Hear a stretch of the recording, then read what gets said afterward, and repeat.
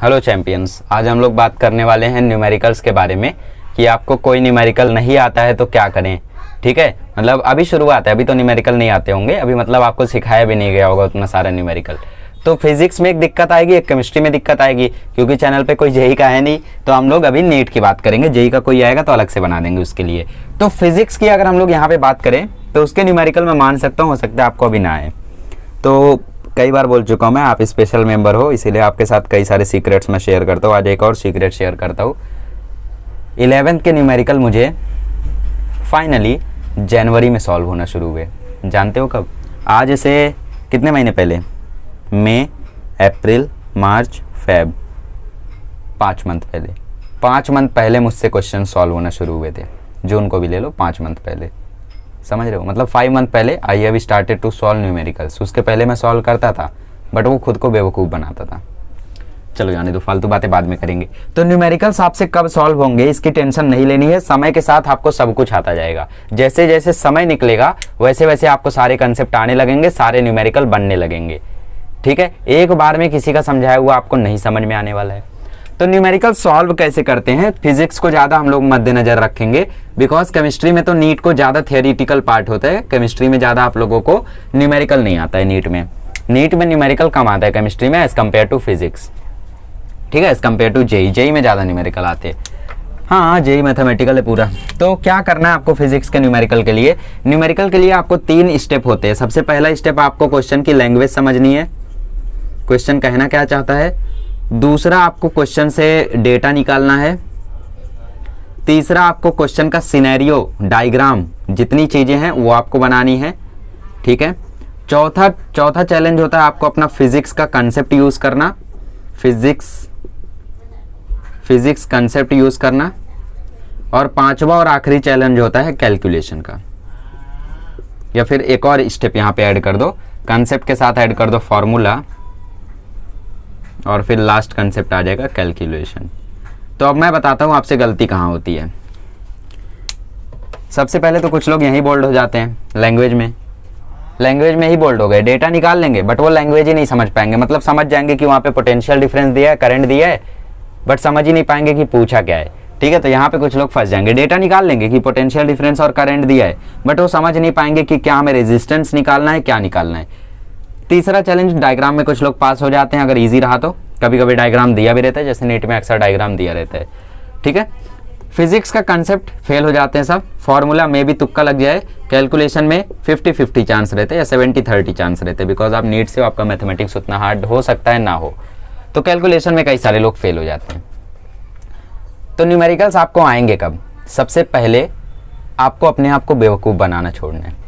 आपके मन में जितने डाउट रहते हैं ना कि पढ़ाई करने का मन नहीं करता, क्या करूं, टाइम मेरा निकला जा रहा है, क्या करूं, ये चीज़ मुझसे नहीं हो रहा है, क्या करूं, इसके वीडियोस यूट्यूब पे सर्च करना बंद करो। इसके वीडियोस यूट्यूब पे सर्च करना बंद करो। ये सारे सवालों के जवाब आपको खुद मालूम है। ना आपको किसी टीचर से ये बातें पूछनी है, ना आपको किसी और से। इन सारे सवालों के जवाब आपको खुद से ढूंढने हैं। खुद को आपको मालूम है, आपको सब कुछ मालूम है। ठीक है, ऐसा नहीं है कि आप एकदम कुछ जानते ही नहीं और ऐसे ही पढ़ने बैठ गए। नहीं, आपको पता है आपको टाइम नहीं मिल रहा है तो क्यों नहीं मिल रहा है। आपको पता है कि आप पढ़ाई नहीं कर पा रहे हो तो क्यों नहीं कर पा रहे हो। आपको पता है कि आपसे क्वेश्चन नहीं बन रहे तो क्यों नहीं बन रहे। ठीक है, अब फालतू चीज़ें आपको नहीं करनी है। जैसे कोई स्टूडेंट पढ़ने बैठा, चलो मैं अपना एग्जांपल लेता हूँ ना, आप स्पेशल मेंबर हो तो सीक्रेट वगैरह बताते रहूँगा ऐसे में। तो सबसे पहले जब मैं न्यूमेरिकल स्टार्ट किया करना, तो बहुत पुरानी बातें हैं, कुछ मार्च अप्रैल की बातें हैं। नहीं, बात ज़्यादा पीछे चला गया, सितंबर की बातें हैं। सितंबर में स्टडीज़ मैंने चालू की थी। अक्टूबर एच.सी. वर्मा मैंने थोड़ा लेट बाय किया था। अक्टूबर में मैं एच.सी. वर्मा का क्वेश्चन सॉल्व करने बैठा। कुछ काइनेमेटिक्स या फिर लॉज ऑफ मोशन में पढ़ रहा था। अच्छा, काइनेमेटिक्स ही पढ़ रहा था। और वहाँ पे हेलीकॉप्टर वाला क्वेश्चन था कि हेलीकॉप्टर है 100 मीटर पर सेकंड से जा रहा है, इतनी इसकी रेंज है 10 मीटर की, और ये यहाँ से फेंका इसने खाना, और हेलीकॉप्टर अभी 50 मीटर की हाइट पर है। आप मुझे बताओ कि क्या खाना वहाँ तक पहुँच पाएगा या फिर नहीं पहुँच पाएगा। ठीक है, अब बोर्ड लेवल की मैंने स्टडी की थी। अब टेक्स्ट बुक मैंने पढ़ा, टेक्स्ट बुक पढ़ के मुझे जितना समझा मैंने सारे फॉर्मूले एक बुक में लिखे। प्रोजेक्टाइल मोशन का, मतलब प्रोजेक्टाइल मोशन का ये वाला कंसेप्ट है ना, तो ये वाले सारे कंसेप्ट मैंने टेक्स्ट बुक में लिखे। अब मुझे ये कंसेप्ट पता था, इसके फॉर्मूले मैं यहाँ यूज़ कर रहा हूँ। मैं बोल रहा हूँ थीटा तो दिया नहीं है, क्या यूज़ करूँ। अरे यहाँ से मैं थीटा निकालता हूँ ना, दिमाग देखो मैं कैसा कैसा लगा रहा था अभी।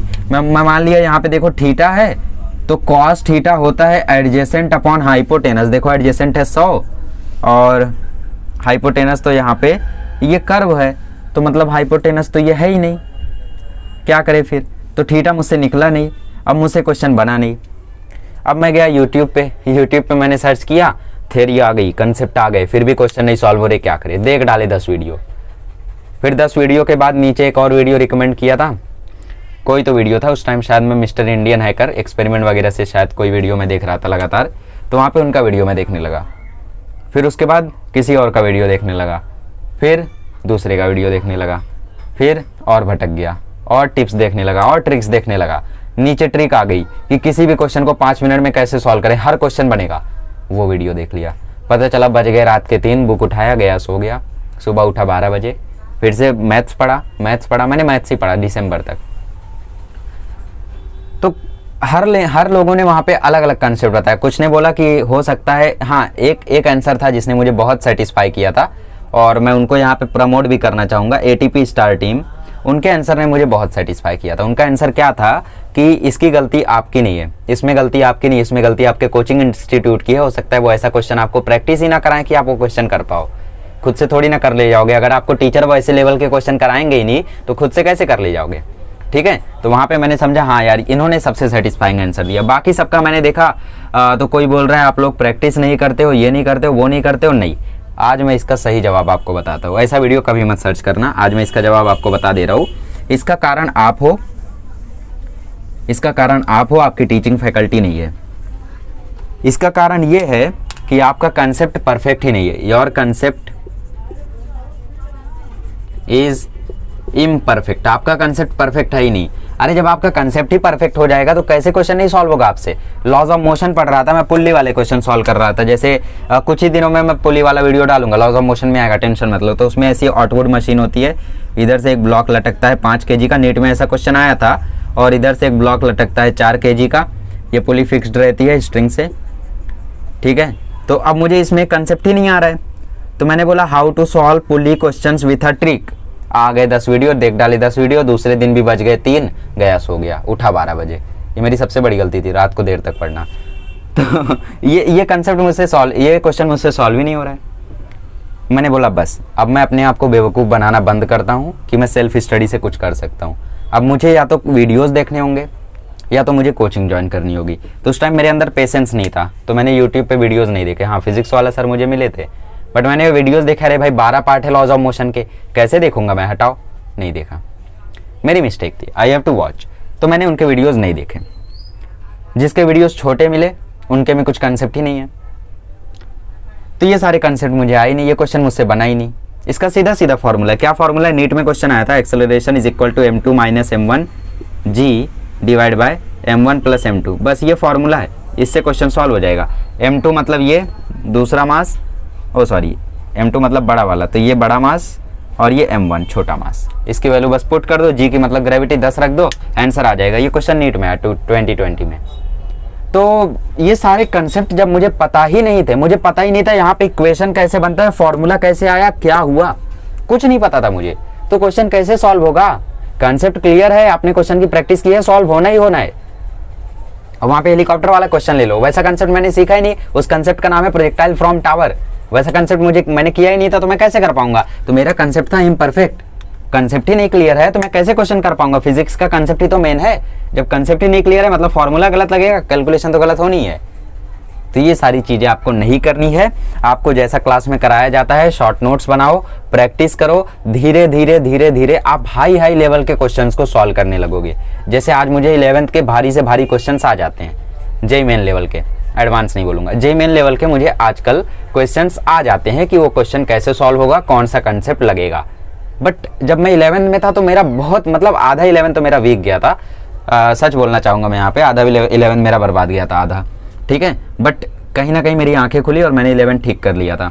तो आपको अपनी लैंग्वेज को सबसे पहले समझना है कि क्वेश्चन में कहना क्या चाहता है। नीट में तो लैंग्वेज बहुत ईजी रहती है, डेटा आपको लिखना है, डायग्राम आपको बनाना है, डायग्राम बनाना बहुत जरूरी है, वरना गलती 100% करोगे। तीसरा, आपको फिजिक्स का कंसेप्ट ठीक से लगाना है, फिर फॉर्मूला लगा ही ले जाओगे और कैलकुलेशन। हाँ, अब बात आती है कि फॉर्मूला इतना सारा हम कैसे याद रखें, तो इसी पर नेक्स्ट वीडियो है। तो इस वीडियो का कंक्लूजन यही है कि आपको ये स्टेप्स अच्छे से करने होंगे, अपने कंसेप्ट को परफेक्ट रखना होगा। यूट्यूब पे फालतू वीडियोस को सर्च नहीं करना है कि मैं ये ट्रिक सीख लूँ वो ट्रिक सीख लूँ। मैंने भी ट्रिक्स देखी थी, कुछ नहीं हुआ, कुछ हुआ ही नहीं, मतलब कोई क्वेश्चन नहीं बना मुझसे। तो उस टाइम से मैंने खुद को बेवकूफ़ बनाना बंद किया, ज्वाइन की एक कोचिंग, वहाँ से धीरे धीरे कंसेप्ट क्लियर हुए, जैन आया, फैब आया, धीरे धीरे न्यूमेरिकल होने लगे। तो आपको भी धीरे धीरे न्यूमेरिकल आएंगे। आप फिलहाल कोचिंग में इनरोल्ड हो, जो लोग इनरोल्ड नहीं है उन लोग मेरे चैनल से पढ़ रहे हैं, मैं उनको मेंटरशिप दे रहा हूँ, टेंशन नहीं है। तो सारे कंसेप्ट आपके क्लियर हो जाएंगे। बस आपको खुद को बेवकूफ़ नहीं बनाना है कि मेरा इतना चैप्टर हो गया, अब मुझे ये कंसेप्ट वीक नहीं है। तो ये सारे स्टेप से आप गुजरो, कंसेप्ट को परफेक्ट रखो, सारे न्यूमेरिकल धीरे धीरे सॉल्व होना शुरू हो जाएंगे। अगले लेक्चर में मिलूंगा तो मैं फॉर्मूले के ऊपर आपसे डिस्कशन करूंगा।